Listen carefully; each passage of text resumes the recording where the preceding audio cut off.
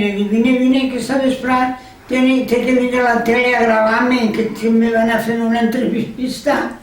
I diu, de veres? I dic, claro que sí.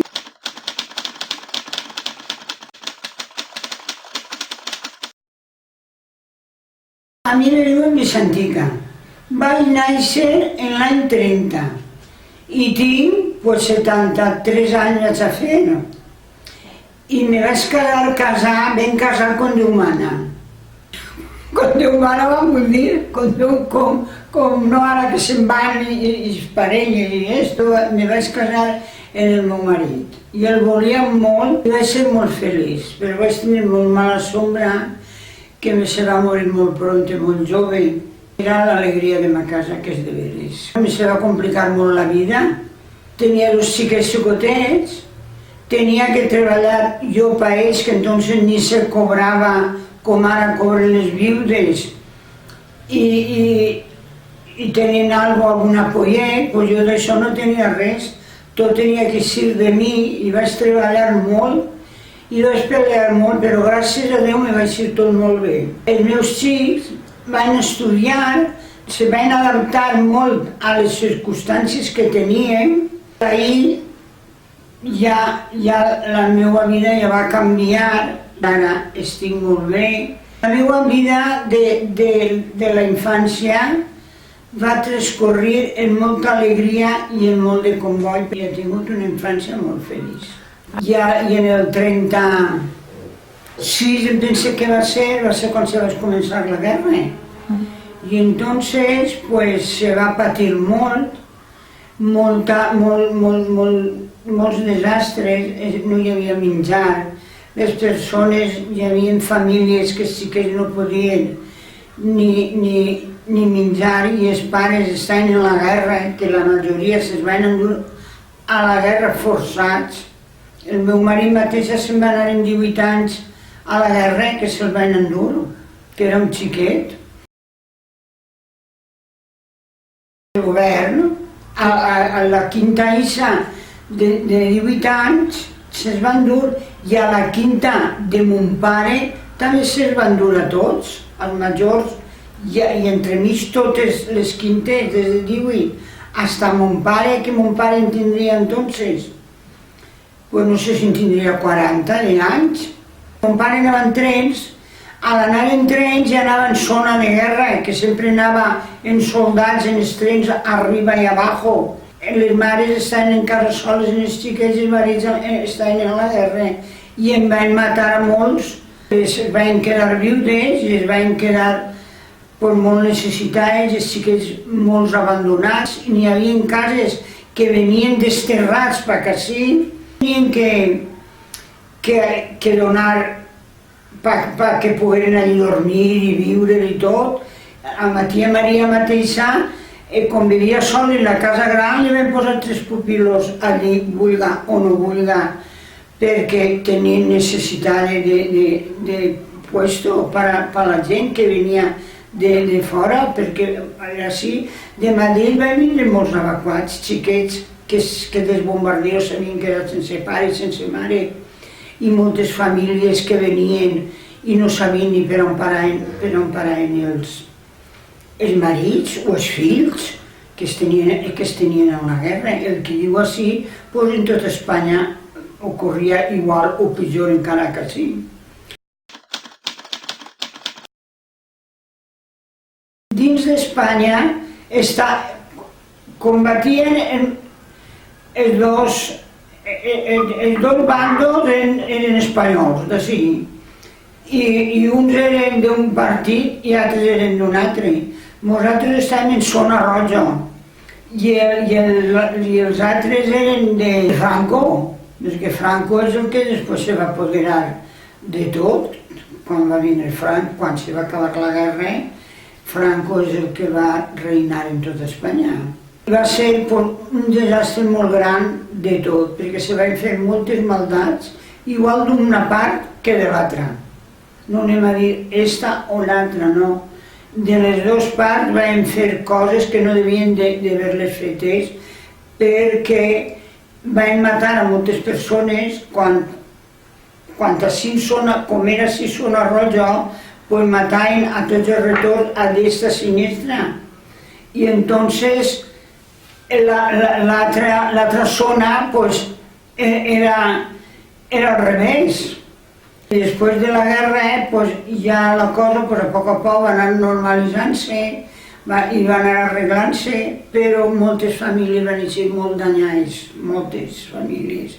Que així vam fer un bombardeo, així iniciativa, un bombardeo que van vindre 3 avions, veníem darrere d'aquest tren i mon pare anava en aquest tren.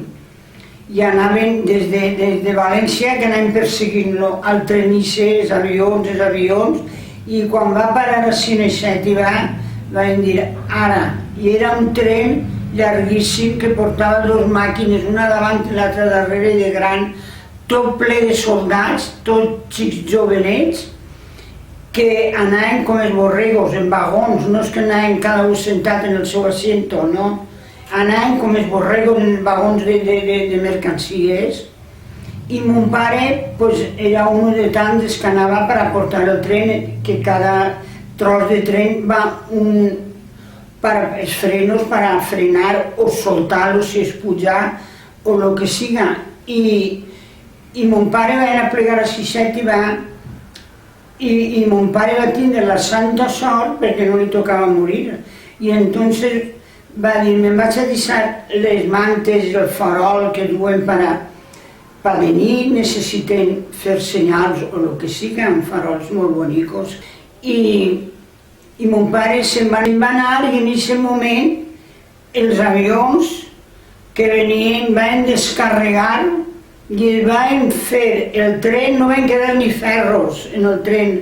Mon pare, al sentir els avions, que ja es tenien damunt i sentia xiular les bombes, en un muntó d'arena que tenia allà davant dels quartos dels camastros que hi havia ells, allí es va tirar i els van començar a tirar-se damunt que quasi ho feien tots els que es tiraven, de la por que tenien, del susto que tenien, i es va salvar per això. Si està damunt del tren, s'havia mort igual que tots, perquè no en va quedar ni un. Vam fer una mortaldat grandíssima.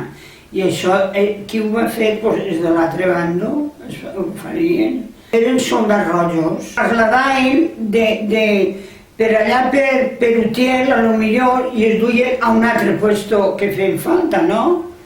I algú va donar algun xivatazo o el que fora, no sé jo, és el que conten, no? I anant darrere d'ells, així iniciativa, així va ser el clau, perquè quan van parar no sé per què pararien, per a descansar o per lo que fora, un moment, i entonces ells es van vindre de mil amores.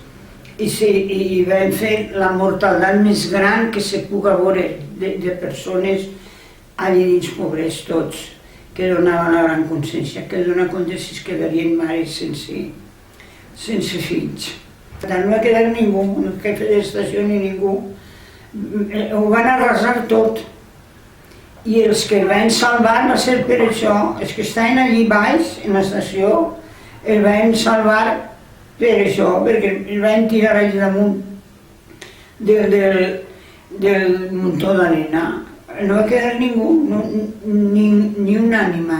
Pujar de l'estació, tot això, un tros estalladat, tota banderes, tot, va ser terrorífic, una fumaguera que no se ve ni d'ací a ahí. Nosaltres, les meves germanes i jo, no vam patir perquè me'n vam anar a Sant Pere, el poble de ma mare.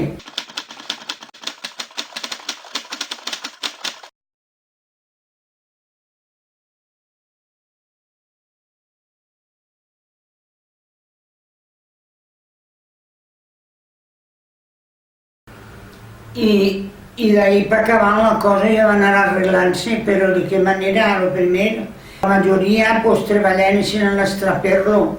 L'estraperlo és una cosa que diuen entonces que anaven a comprar així, venien allà, si l'oli era de no sé d'on seria, de per ahí dalt, crompaven oli, venien així, el canviaven per blat o per queraïlles, per si vaig per la Ribera arròs. Era això, un entrecanvi perquè en diners anaves a comprar les coses i no les trobaves, de malament que estava tot. I entonces va ser quan els llauradors van triomfar, perquè, clar, ells tenien el menjar, i tu encara que tenies diners, si no te'l venien no podies menjar. I entonces se la van valdre de tot, però en general se va patir molt, perquè on tinguent els diners anaves i no t'ho venien. Després ja la cosa ja va anar normalitzant-se i va anar arreglant-se, en fi, que vam patir molt. Moltes persones van quedar sense feina, no ne tenien. Ara no n'hi ha tot això de que venen, tots estos, com es diuen, els romanos i tot això, doncs entonces així castellans pel terreno d'ells no en quedava ni un, tots estaven de per ací, no si iniciativa, per ací per tota la...